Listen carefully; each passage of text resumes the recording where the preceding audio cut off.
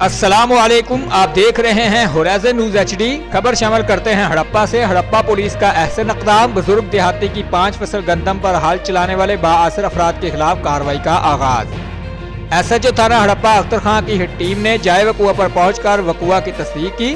बुजुर्ग दरखास्त गुजार सच्चे निकले, गंदम की फसल में हाल चलाना साबित हो गया।